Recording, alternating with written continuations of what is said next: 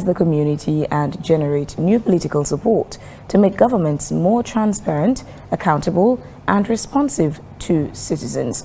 The meeting was also geared towards leveraging open government approaches to strengthen public service delivery in the region.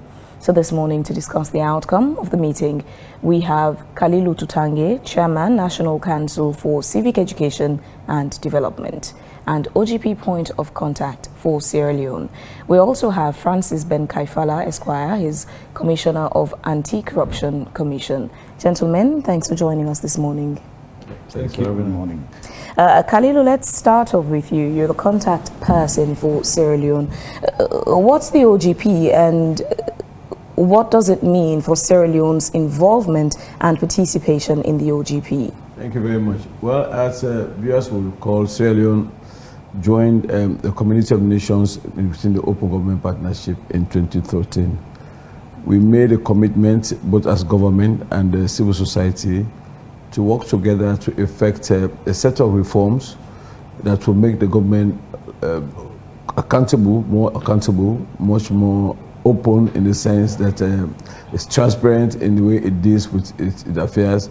And so Sierra Leone joined, but in every 2 years, we have something we call the National Action Plan, in which we make a set of commitments on the different policy levels. We make a number of milestones which are indicators of whether we are meeting those commitments. For instance, we did the Open Government National Action Plan 3 for 2019 to 2021. In that National Action Plan 3, we made a set of 8 commitments and a number of milestones. One of the areas that we made commitments to is what we call Open Parliament. We said Parliament and civil society groups that work on the issues of Parliament, especially the Westminster Foundation for Democracy. They said Parliament had committed to open its doors to the people of Sierra Leone so that they can know how Parliament deals. For that to happen, we created an app, a parliamentary app, so that whether you are in Sierra Leone, whether you are in your village, as long as you care about what happens in Parliament, you can see the dealings in Parliament technologically. Parliament also held an open day in 2019 where they invited the public to go and see what they are doing. And they made, for the first time, they had a narrative report, annual report. They also had a financial annual report that they made open to the people of Sierra Leone. Thereafter, Parliament has been doing a set of things that commits itself to those milestones that we set. For instance, if you're approaching Parliament now, you will see a big board where Parliament has publicly outlined its mandate, and so that the public can be aware of what Parliament does. If you also go to Parliament, there are physical things that they are doing. For instance, they are building the ramp, which is to make Parliament accessible to people with disabilities. So on their part, they have done well. We also committed to access to justice. Now, normally, civil society groups would pull out press releases or go to the media on issues that they care about, even in the area of justice. What we decided to do this time around is to sit together as a body of refined-minded Sierra Leoneans, both in government and in civil society, to look at these issues. Instead of being at each other's throat, what can we do? Why don't we sit together and look at the things that we think need to be changed, and to see how we can work together to change those things so that we can make government more effective, so that services will be delivered to the people of Sierra Leone directly. So instead of agitation, we will now sit together and people from Justice Department, the civil society groups, CAL, and people like that are interested in justice reforms. We bring ideas together and we approach the leadership of the judiciary and government. So we have seen through the lobbying, through the advocacy, through the work that we are doing together jointly, with the judiciary and even the law officers department, we have seen some drastic, rapid changes. For instance, more judges, more magistrates have been hired and placed into place. We saw the review of cases that the judiciary went on. So these are all progress that is being made in the area of reform. We didn't have to shout about it. We only needed to identify what are the things that we need to do to better improve things on for the life of just the question I would want to ask with regards to the reforms you're talking about. We go back to Parliament, for example, when the 5th Parliament was inaugurated. I mean, there was this promise of bringing MDAs to Parliament, the establishment of a question time, and the judiciary, the reforms. If we look at what does the OGP provide, I mean, that solid platform for providing the tool for or mechanisms for service delivery through participatory approaches. The judiciary, for example, we've always said it, I mean, its operations are shrouded in secrecy. Us, the citizens, do not have the direct involvement in how it is being run. The Parliament, we voted people in, but when it comes to transparency, we are left out. Even when we make opinions about the institution being the second most corrupt, then they will clamp down. So how does it work, creating that platform for citizens to be involved in all of these reforms you're talking about? You know, these things take time. It wasn't like that. For the very first time in the last several years, we have seen live camera feed. You guys were there, live camera feed in the Supreme Court. That's a novelty. So that means progress is being made. Are we there yet? No, we are not there yet. But what is right, what is important is we are on the path towards what we're talking about. Let's talk about Parliament, for instance. Recently, sometime last year, Parliament itself signed an accord with civil society groups so that they can be part of the agenda setting for Parliament. So that civil society can now bring its wealth of experience to bear on the process of lawmaking. They can also help with the research that is required for Parliament to enhance its oversight functions. So these are positive baby steps, one can say, but again, they count to the march towards the openness that we're looking towards. There are a lot of things that need to be done, but they cannot all be done in one swoop. What we're doing is we're approaching it with a lot of patience, with a lot of understanding, because the idea is people come together in a give and take kind of situation. Let us look at, for instance, what happened last time when the judiciary went to review its own cases of prisoners in holding centers, correctional facilities. That too was a novelty. Was it the ultimate thing? No, we cannot say it was the ultimate thing, but it was a step in the right direction. Our business in the open government family is to ensure that we use those leverages to ensure that services are being delivered to the people of Sierra Leone. Let's look at what we also did in the area of gender, for instance. There are lots of reforms that are needed in gender as far as it relates to SGBV and other areas.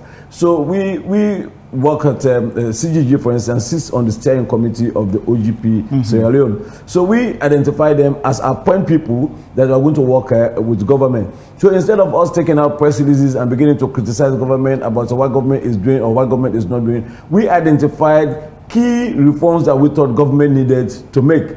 Fortunately, the government acceded to that because we are working civil society and government together under one roof, around the table, discussing those issues. So we saw the president was very proactive. He appointed a gender minister because he realized there were very specific things that had to do with the gender. So he had a set-alone minister for that. Now, there is a bill. The bill is languishing in Parliament, but what the government did is to bring out the GWEP policy. The GWEP policy identifies some of those things that we were always been advocating for. For the longest time, we have been talking about 30% quota for women.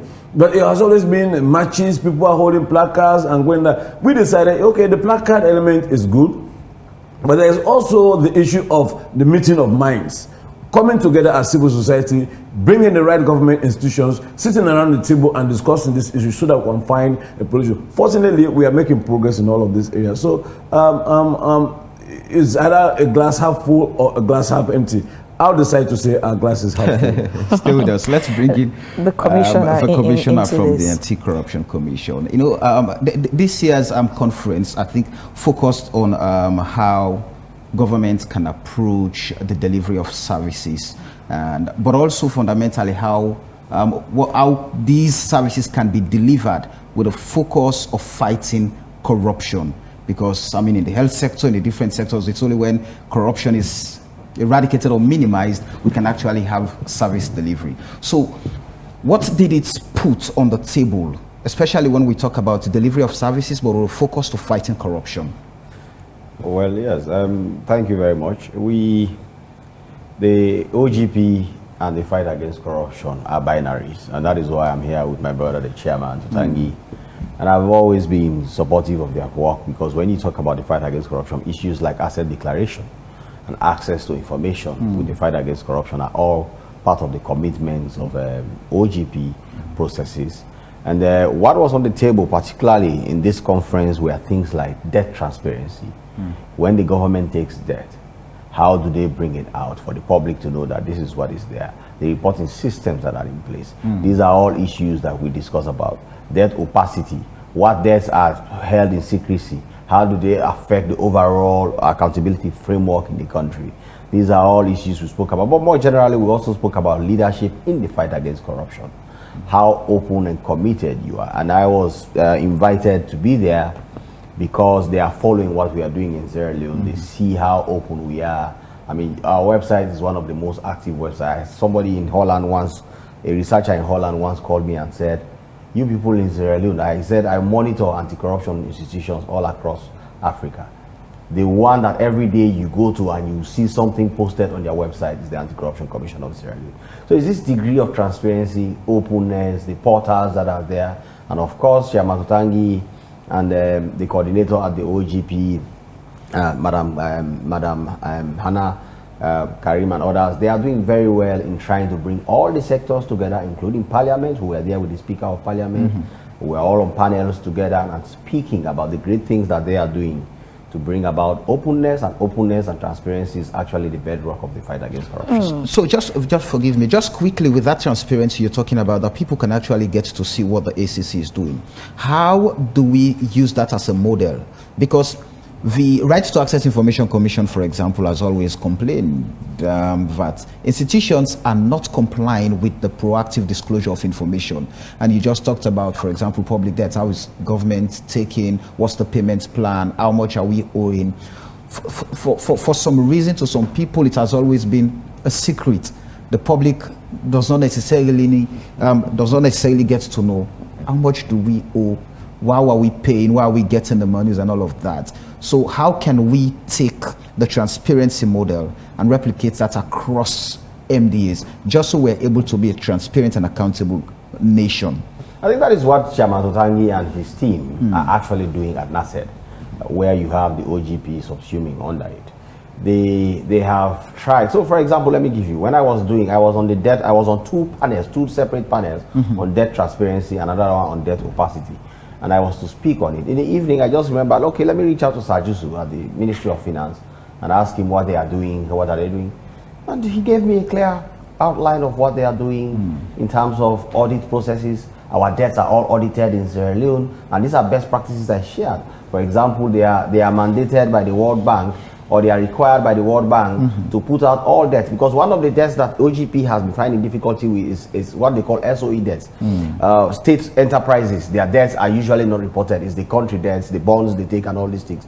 But they have a website, and what was very impressive with my conversation with Sajusu that evening, the financial secretary, by the way, Mr. Sajusu. So when I spoke with him, within 5 minutes he forwarded to me the debt bulletin of Sierra Leone, which he says is on the website. He actually forwarded it on my WhatsApp. So what is happening in these years and what Mr. Tutagay and his team are doing is really impressive in trying to bring to these countries, to these institutions' attention that look, the world has moved on. This is not the time anymore for us to do things in secrecy.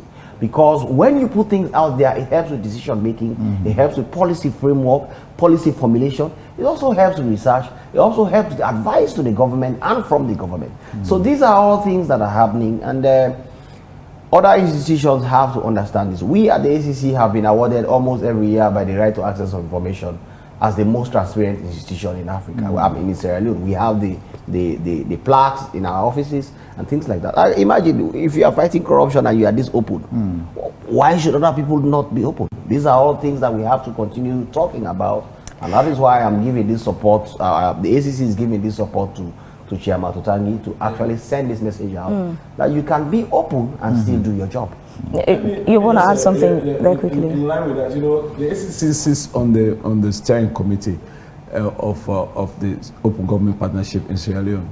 We also have the Law Officers Department that all sit on that. The challenge we have, fortunately, I mean, congratulations to you and your team. Sierra Leone also won 11 out of 20 on the MCC, and although the score decreased minimally, but anti-corruption is still scoring in 79%. So people wonder, how did they get these numbers from? Our partners in the Open Government Partnership Global sit in Washington, and all of these dynamics that people look at is, how do we share this information? Most of the things that they are asking for, we are actually doing. But because of the bureaucracy of the civil service, with all due respect, people, when you approach them to come to the meeting, they send somebody who is not very important in their own office, who they do not have a need for that day. They send to those meetings, and they come back and they don't have a way of reporting some of this data that we're looking for. On their part, they sent us a manager, somebody at the manager level.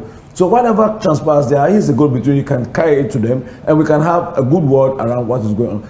Only what we are asking is, in the global community in which we live, people have to understand how their government runs. There's the NDI, the National Democratic Institute. They brought this brief. There are 3 briefs here, and it was one of the briefs that Ben was on that has to do with how members can counter covert foreign political financing. And I was on the other panel, how OGP members can address foreign sponsor information manipulation. We always hear about trust. People send messages and we don't understand where it's coming from. They send a deluge in social media with information. Some of them are not factual. You understand? How can we, as government institutions, as civil society, as media, as private sector, how do we come together to understand this dynamic? So what we went on was actually peer learning. We got some of our colleagues, 15 countries in all of Africa and the Middle East, and 3 of us, Sierra Leone, Morocco, and Jordan, were singled out by the CEO for a bilateral meeting so that he can better understand where we are going, some of the fine ideas that we're coming up with. Unfortunately, we're not getting the support that we need to get from the civil service corps especially. And we hope with the support of the commissioner and the speaker now is on our side, the things that we are doing, we're not bringing anything foreign. It's for us as Sierra Leoneans to understand, to sit together and begin to understand what are the things that we actually need to change about our governance. Speaking of those things we need to change, while on international platform with MCC scorecard and other platforms, we're doing well as a country. When you take it home locally, there is still a conversation on 2 opinions. We're doing well, no, we're not doing well.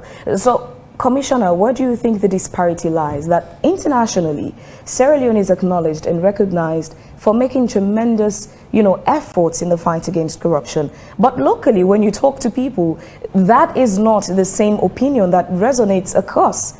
There are people who just still think, how do we pass internationally when locally it doesn't seem we're making progress, much progress in the fight against corruption? You are a Christian, and Jesus Christ rightly puts about what happens to people who do well at home and how other people see it. So that is not, in a society where you have what we call cynicism, people are cynical.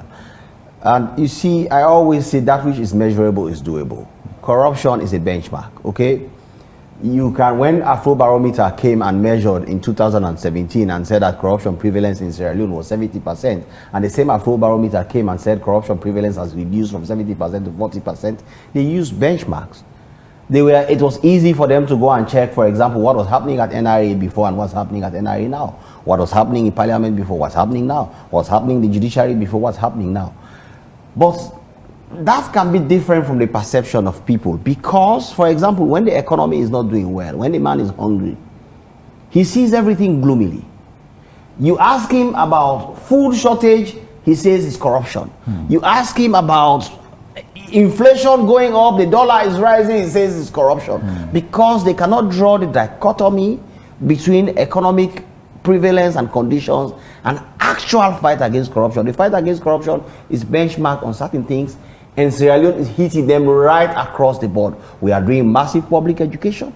We are doing massive prosecutions. Even yesterday, 5 people were convicted in the High Court. The press release is out there. We are doing a lot of prevention work. If you go in the MDAs, we are doing systems and processes reviews, identifying issues that are corrupt, asking them to reverse it, and it's working. Our national anti-corruption strategy is rated as one of the best in the world, and the follow-up on it is considered as one of the best benchmarks in the world, and the entire world wants to hear about the success story of Sierra Leone. So if you speak with a few people, they will say corruption is there because to them, it's what happens in their pocket really that is corruption, not necessarily what we are doing. On corruption prevention, first of all, corruption, I remember during the president's inauguration speech, he spoke about corruption being one of the 3 wars he is waging in Sierra Leone. Yes. And in terms of corruption prevention, asset declaration comes in, which is also, you know, an indicator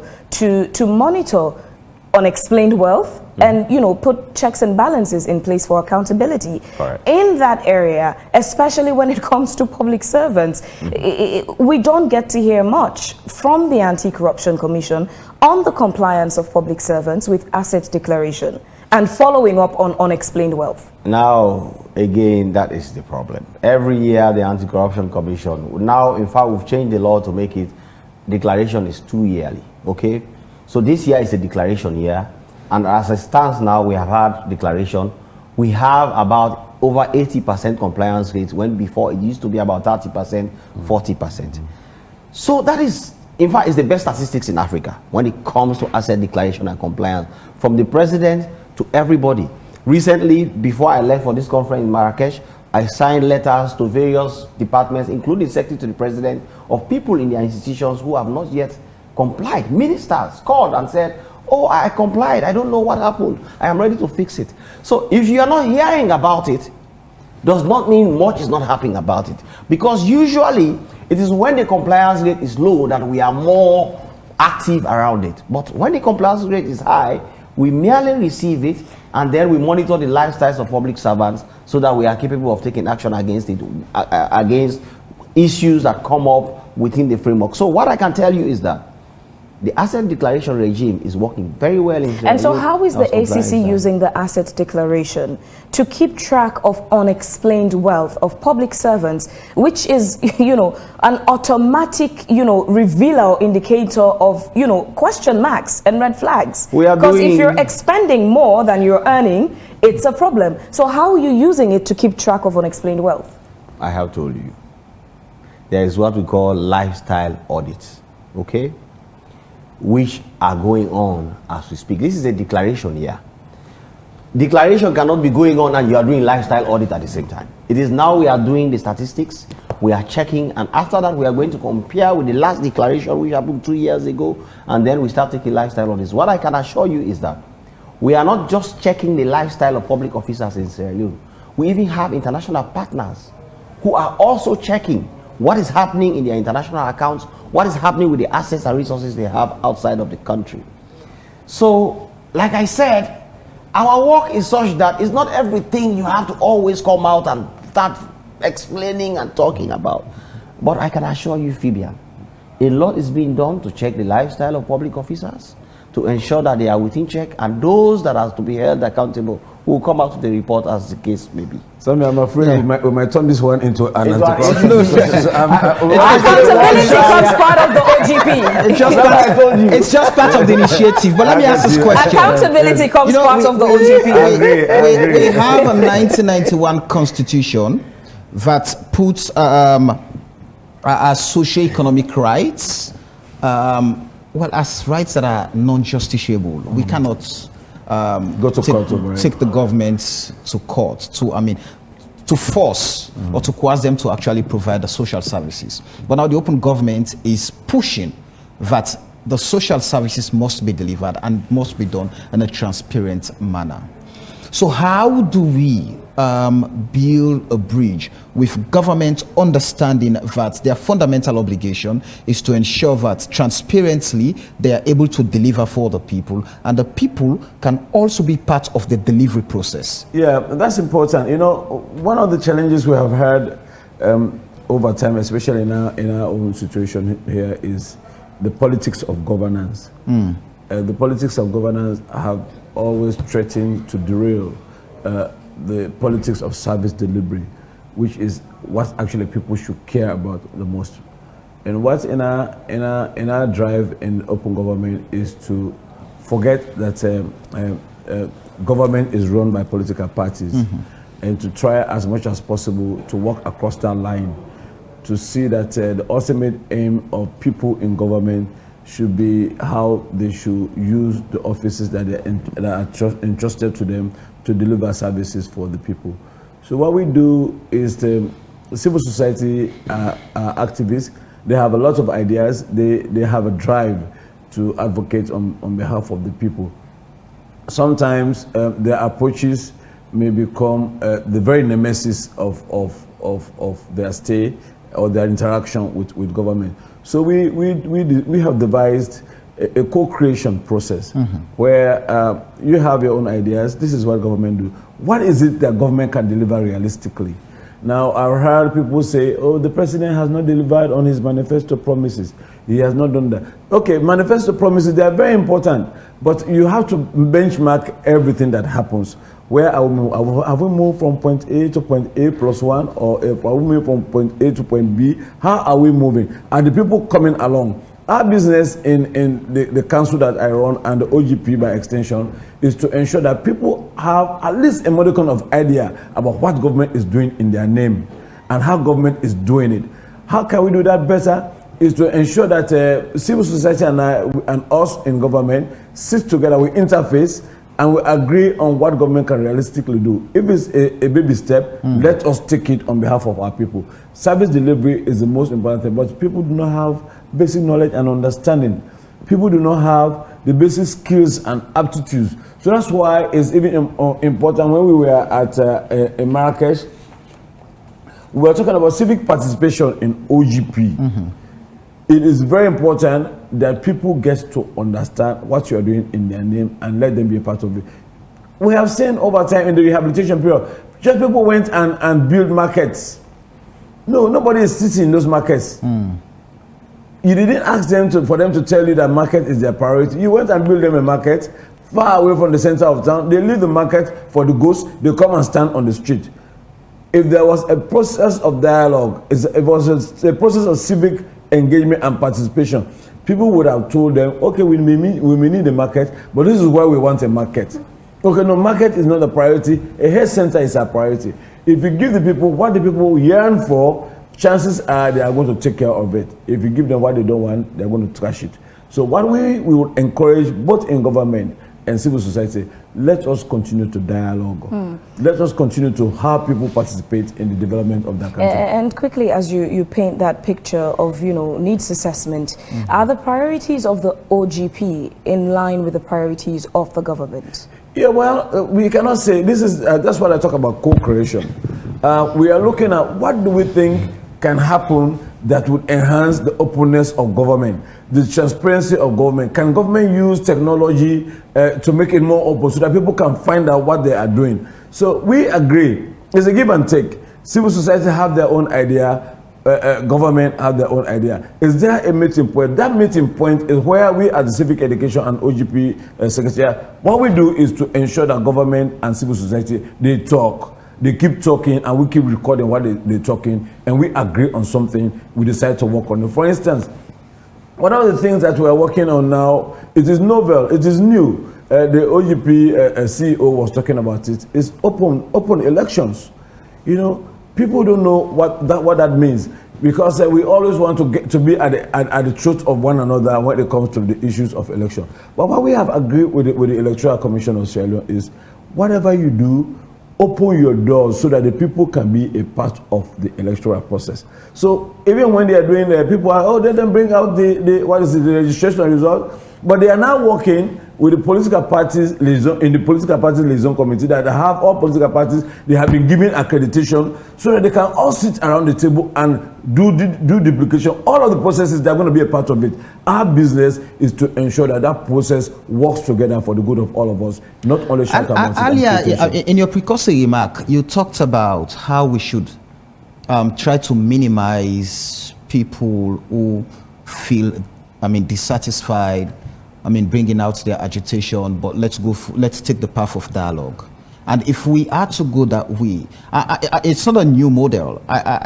Under the BO's administration, we've seen the establishment of a government CSO dialogue forum. But its potency is what is being questioned. For the longest of time, well, since its establishment, I think they've only met about 2 or 3 times, looking at some of the social services and how they can be delivered with input from the public. So the CSOs, they serve as vehicle between and from the people. So how do we, the question now is, if we have all of these brilliant initiatives that can help us maximize what we have, what is happening with consistency and having it known to the public? No, all of these novel ideas take time to grow. And then already there are people who are within the system that are used to a particular way of doing things. Getting them to change their approach to those things is not going to be easy. So what we do is, are we going to bend their hands and break it? No. We, on our own way, we want to do it softly, so that they can begin to see the advantages of these things. Even in our own case, I've told you, when we call meetings where we want people to give us basic documents that we will show to our partners, you see, government is doing A, B, C, D. They are actually doing it, but they are not prepared to write a report or even submit the report. They create a lot of bureaucracy in that line. So to get something like this to take off the ground is not going to be easy. So what we are committed to is continue to harp on it, continue to work with them, to criticize them when it is necessary, but not to criticize them publicly, to go out to them, inform them, you should have done this, you should have done it, but anyway, let us do it this way. That way we can begin to bring them along to understand that openness is the way of the world. And it's only openness that can bring the people along, because there's so much misunderstanding about what is going on in our country. Let's talk about the inflation, for instance. Let's talk about the free fall that our news is in. Is it because the government or the bank is not making a real foreign policy? Not exactly, because even the US, whose dollar is hitting up, do not like it the way it is, because of that, their exporters are not exporting enough, because people do not have the requisite US dollars to match up to their own market. So it's a whole fluid situation, because it's a global market trend that is going south on us. How do we handle that? Well, we have to sit with the governor and give him ideas that we have, and encourage him to talk to others who have ideas that are different from his. That is the approach that we think we should be taking. Earlier there was this issue of having, I think, charts in every institution you go, pasted on the wall, so that you're directed what to do, what not to do, what you should pay for, what you should not pay for, especially in the delivery of services. But in many institutions, it's not there anymore. But how do we get to a point? That's the charter. Yes, the service charter. Yeah. At the entrance. How do we get to a point where, for example, like you said, it's not because I do not know it is not happening, it is not happening. So how do we get, because for the public or for us Sierra Leoneans, we know it's happening when we know. And you can only proselytize us that, yes, it's happening when we know. So, and if we do not know, how do we get that out? Problem. That is actually the problem. Because no matter how you know, we human beings have several limitations. One of them is limited knowledge. Okay, your attention span is very, very limited. 30 minutes you are thinking about something else. You can't know everything. Right.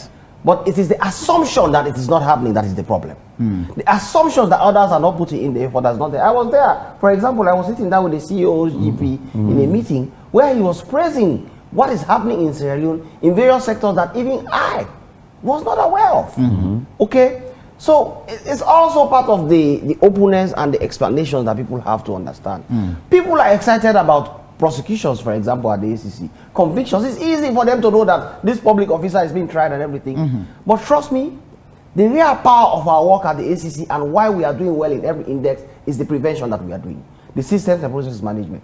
Nobody's interested for you to explain to them that we went to Ministry of Water Resources, we are checking whether the chairman can sign and all of this. Even when you are explaining it, they don't listen, because that's not their interest. But if you say, one minister has been arrested today, the entire social media will descend within a few seconds and things like that. So we just have to understand that there is a lot happening that we do not understand. I at the ACC, sometimes people call me about cases, the investigations department are dealing issues. Some people call me, oh, this thing is happening. And I tell them, okay, I have to call the director to understand what is happening there.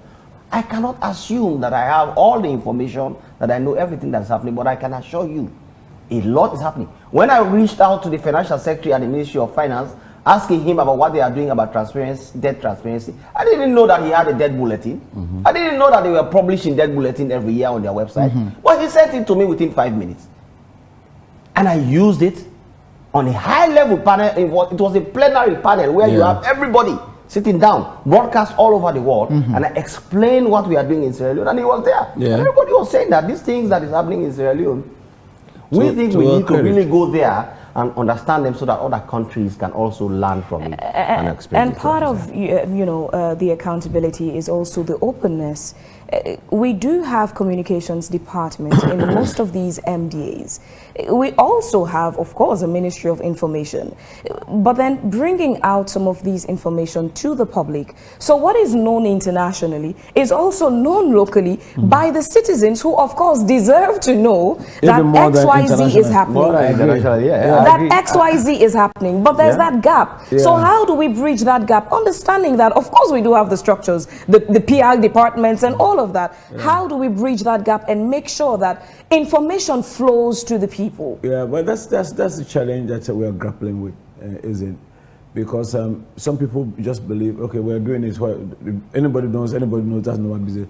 They have to understand that they have a responsibility to the state, to the people who voted the leaders, to know what is going on. Because if most of these things, people are actually going out there and taking their time to not only do it in the media.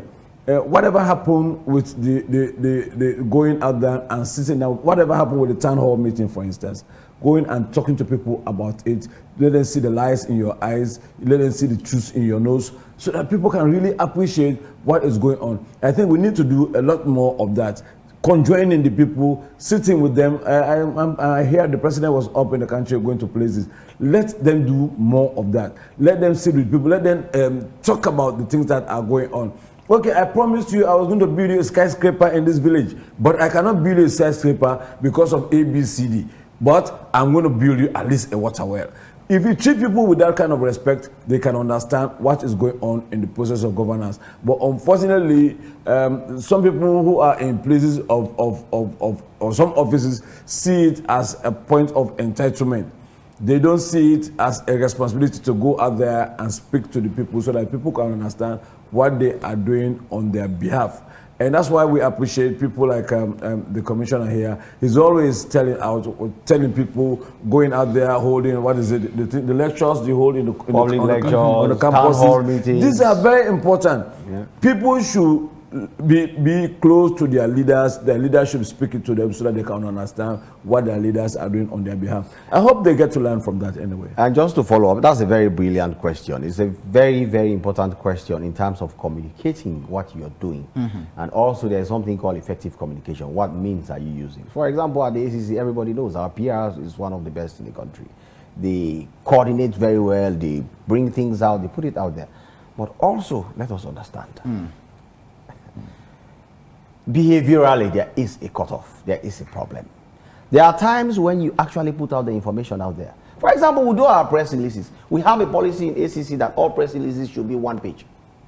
Because, of course, these things are, but research shows that the attention span of people are very limited. And usually, if you look at our press release, when you read the first paragraph, it has everything you need to know in that press release.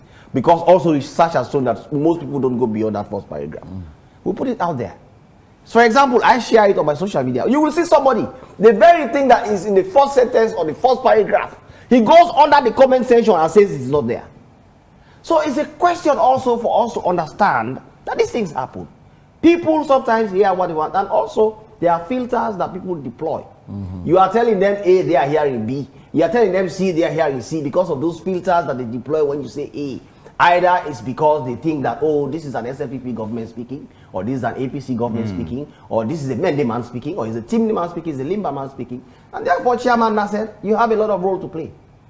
We at ACC, right to access of information is giving us awards for putting out information. People are shocked. They write to me. For example, they were going out and saying when there was the money paid in this New York investigation, the account, all of you were all over this thing. And I said, use the law, I will give you the answer. And somebody, I think it was Emmanuel Ablai or somebody from one journalist wrote to me and said, I want to know the account that this money was paid. He was shocked that I replied to give him the exact account. And other people have tried for other things, and we have given them the exact information. Sometimes I'm sitting down, I'm watching your newspaper programs, and people are sitting there, oh, ACC is not giving out this information. Follow the rules. For example, asset declaration. The law says that when we receive our asset declaration, we cannot give out the content of that asset declaration except by court order. Now, somebody will sit down and say, oh, Ben is not saying what is the account of this minister and everybody. The law says I cannot. But the law also says that if you feel very strongly about it, go to court to get a court order, serve it up then. Trust me, when you serve that court order today, by tomorrow morning, you will have a copy of the asset declaration in your pocket. So it's also about people understanding these systems, to understand that the ACC commissioner, it is an office that requires a lot of common sense, a lot of control, a lot of discipline. And it's not everything you open your mouth about. But there are systems for you to access information. Follow the system, allow the system to work for you, and then you get it. I'm sure you too get the same information, and we have to educate the public. Gentlemen, unfortunately, we do not have time. But just in 30 seconds each, what should we consider as the informative way forward in all of this? Well, we're happy that we have Parliament on board. Parliament is key. They should use their oversight functions. And I'm glad that Parliament wants to work with civil society. There should be a point of conflict because we have to do a lot more oversight. There are things that are going on within the realm of the executive. Parliament should call ministers or what people to account for what they are going on behalf of the people. Because people have questions, but they cannot ask it directly. Parliament has to do that for them. Thank you. Mr. Commissioner? I would say we have to understand that data is power. Data is power in the 21st century. He who has control of data has control of the world. And our people, those who work in ministries, departments, and agencies, have to take steps to make sure data, information are first of all developed, research-based, and they put it out there for people to have access to them.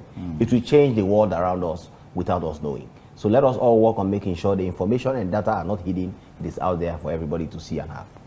Well, thank you very much, gentlemen, for being a part of the conversation this morning. It's been amazing having you here. Well, this is where we would end today's edition of Wake Up Sierra Leone. We'd like to thank our guests for being a part of the program, and to you there, viewers and listeners, for your time. And those of you who dropped a comment on our Facebook page, thank you. We again apologize for the break we had in the transmission when we started the program this morning.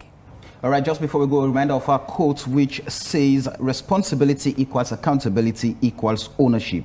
And a sense of ownership is the most powerful weapon a team or organization can have. And it comes from Patricia Susan Summit, an American women's college basketball head coach. With that, continue staying with us.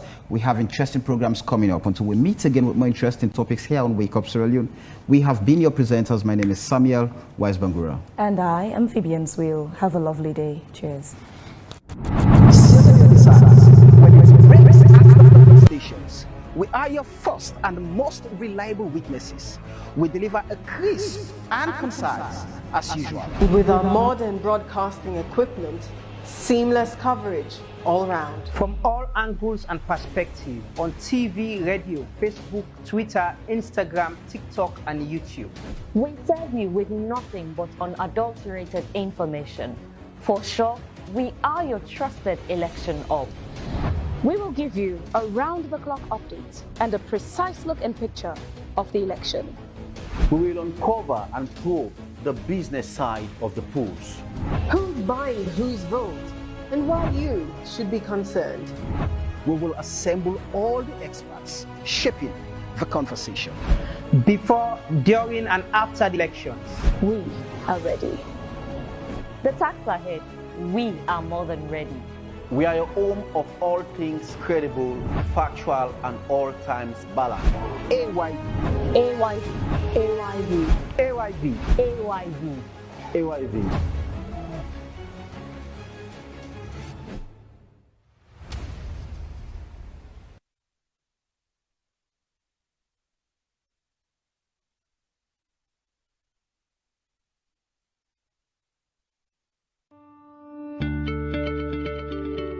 Looking for a new dimension in hospitality?